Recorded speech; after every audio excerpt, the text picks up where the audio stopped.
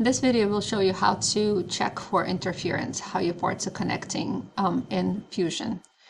I'm going to highlight this whole truck and I'm going to go to inspect here and click on interference. You can do capture or revert, it doesn't matter here. I'm going to hit the 23 different parts were selected. I'm going to hit compute. And right now it's telling me where some parts are interacting. So for example, there are axles here and it's an interference fit. So it's supposed to overlap a little bit with material, tighter fit. The sockets together should hold on to one another so they do interfere also.